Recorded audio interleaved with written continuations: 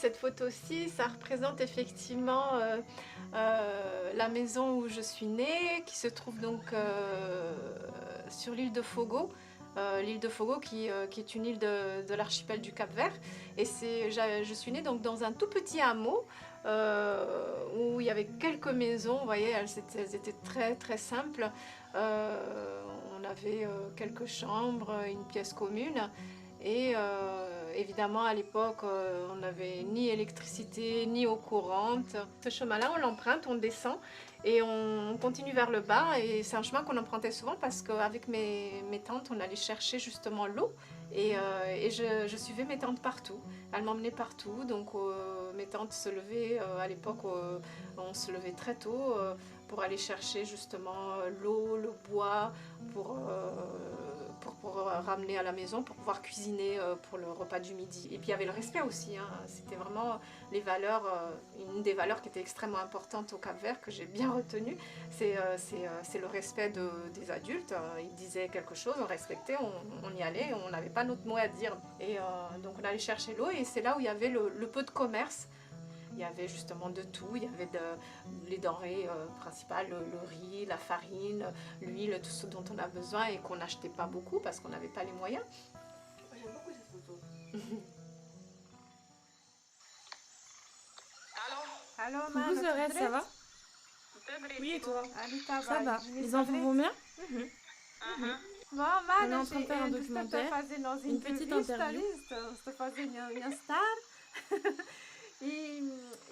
Les jeunes veulent savoir si tu as des souvenirs de mon départ du Cap-Vert. Je ne sais même pas si tu étais née. Tu étais née?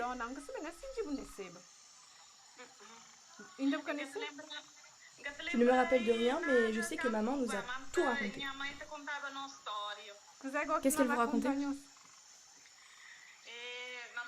Elle nous a raconté que tu étais petite, que tu avais 11 ans, c'est ça? Oui, c'est ça.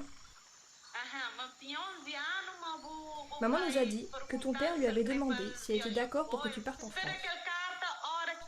Tu écrivais des lettres à maman et on attendait le courrier avec impatience. Ah.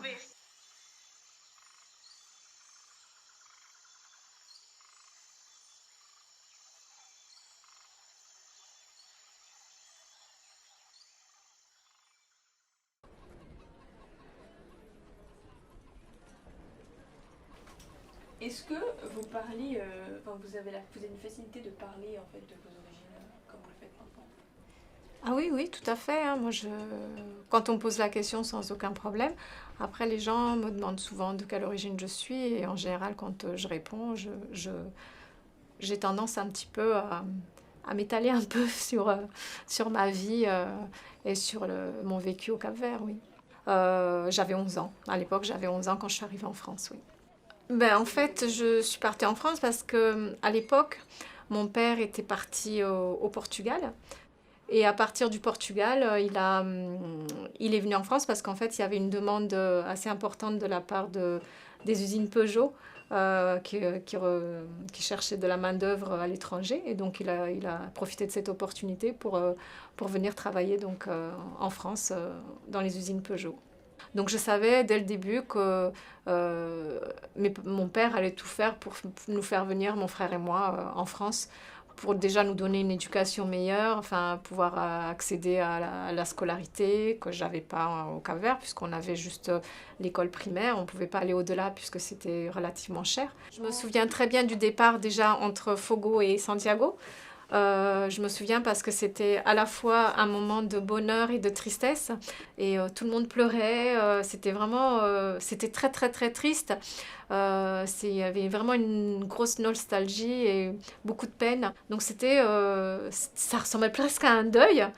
Peut-être le deuil de mon enfance au Cap-Vert. Je quitte ma famille, je quitte mes racines, je quitte mon pays, je vais vers une autre culture.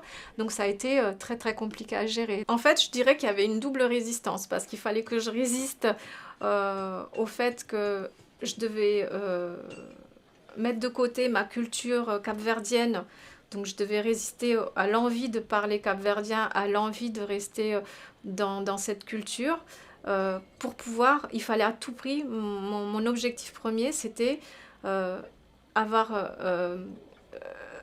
la possibilité, enfin, réussir à m'intégrer.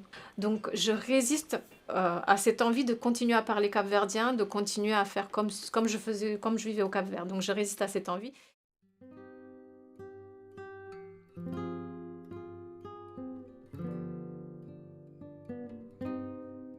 Je n'ai absolument pas oublié ma culture capverdienne, mais du coup, par mon mode de vie, je me sens un peu plus française.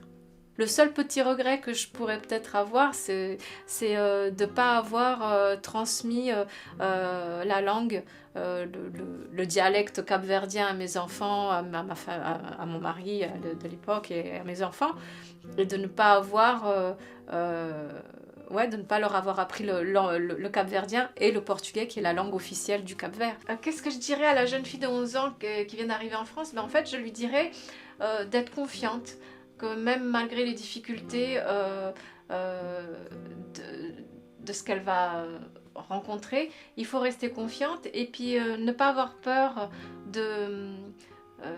ne pas résister à accepter, à apprendre une nouvelle culture, ne pas avoir peur de perdre ses racines, ses origines, parce qu'en fait, du fait qu'elle a vécu pendant ces 11 années dans ce pays, elle arrivera toujours à garder sa culture d'origine, elle gardera toujours ses racines.